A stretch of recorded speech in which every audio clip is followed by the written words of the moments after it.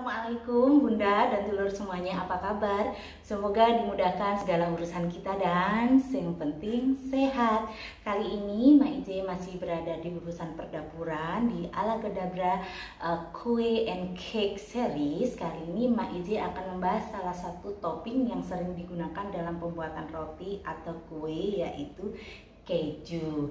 Nah, kalau selama ini Bunda atau Dulur mungkin sering menyaksikan film-film kartun yang dengan lambang kejunya, sebut saja Tom and Jerry. Ada satu keju yang sering buat mereka rebutan, kejunya yang berwarna kuning, kemudian ada lubang-lubangnya. Nah, itu identik gambaran sebuah keju yang selama ini kita tangkap. Nah, itulah keju Emmental yang biasanya diproduksi dari negara. Dia akan membahas keju-keju yang populer dan gampang kita dapatkan di minimarket, bahkan di warung sebelah saja.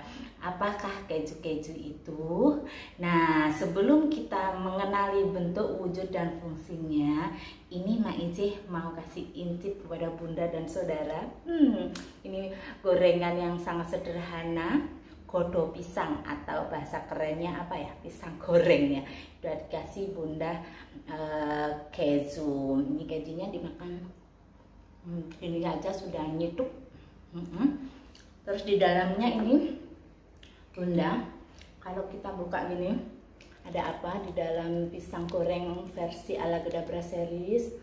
Oh, ada yang seperti karet melar-melar, itu apa di dalamnya itu?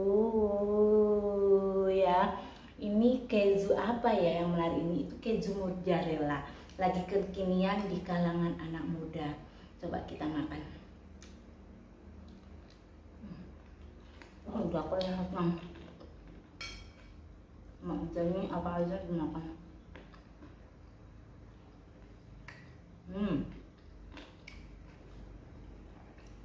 Itu keju mozzarella yang melar-melar, yang kayak seperti ini. Ini keju cheddar.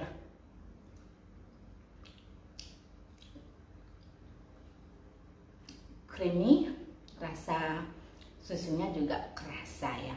Pokoknya nyituk ya. Makanan sederhana seperti godok goreng atau pisang goreng dicampur dengan keju gini aja biasanya untuk anak-anak.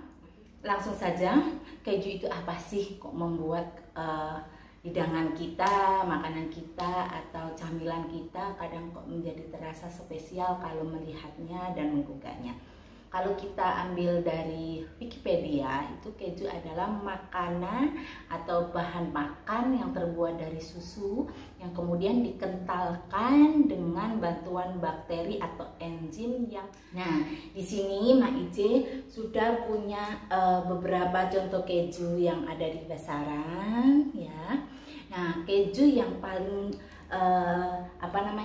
paling hit atau populer ya di kalangan mak-mak ini biasanya keju cheddar. Keju cheddar sendiri juga banyak sekali mereknya. Bahkan untuk merek cheddar itu juga nanti banyak sekali jenisnya.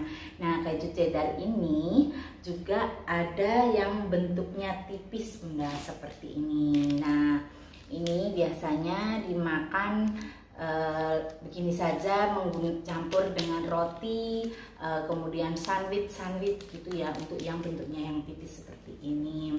Nah, ada lagi keju yang tadi sudah Mak Ije pamerin yang bentuknya melar-melar seperti karet. Itu keju contohnya mozzarella, ini mereknya ya, ini. Nah, kalau dikeluarkan seperti ini. Nah, kalau mentahnya itu gini punya, memang dia empuk seperti ini ya. Nah, keju mozzarella ini dia akan enak dinikmakan kalau panas-panas, sehingga dia akan bisa mengeluarkan teksturnya yang seperti ini. Parmesan cheese. Parmesan ini kebetulan Mak Ije punya yang berbentuk yang sudah halus, yang sudah parutan ya, tapi ada juga parmesan dan kebanyakan yang masih bentuk balok, kotak padat dan bentuknya keras. Bahkan ini yang sudah versi tabur atau bubuk ya, atau yang sudah irisan aja masih keras banget kalau kita pegang.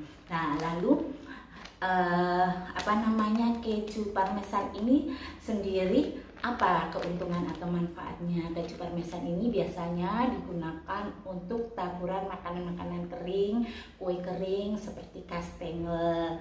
Nah, sodiumnya tertinggi dibandingkan dengan keju-keju yang lain, tapi untuk masalah lemak, mineral dan proteinnya itu lebih rendah. Jadi kalau Bunda ingin mendapatkan manfaat protein dan lemak serta kita bisa mengkonsumsi yang cheddarnya dengan untuk sodiumnya yang rendah. Jadi ini masih bisa dikonsumsi, biasanya masih disukai oleh anak-anak muda biasanya ya, bentuk yang liter tadi dia hampir semuanya rendah ya dibandingkan dengan zat-zat yang ada di dalam cheddar dan pernasnya. Nah ini biasanya digunakan lapisan makanan yang populer ya, misalnya di pizza. Nah di atas pizza ini Bunda jangan menggunakan mozzarella ini pada kue kering kemudian di oven, dia akan meleleh tapi tidak akan bisa ngering hasilnya. Nah kalau Bunda ingin menggunakan itu, gunakanlah keju cheddar, atau kalau ingin rasanya yang lebih gurih yaitu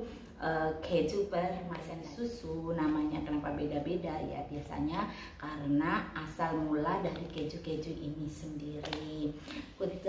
Tambahan Bunda, buat keju-keju yang sudah dibuka bungkusnya itu bisa disimpan di dalam kulkas maksimal 6 minggu.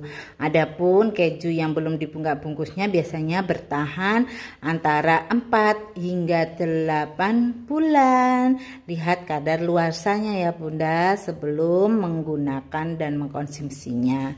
Oke ya sedulur semuanya, Bunda sampai jumpa di video-video berikutnya bersama Ala Kedabra Series. Melakukan sesuatu dengan mudah, semua pasti bisa bersama Mak Ice.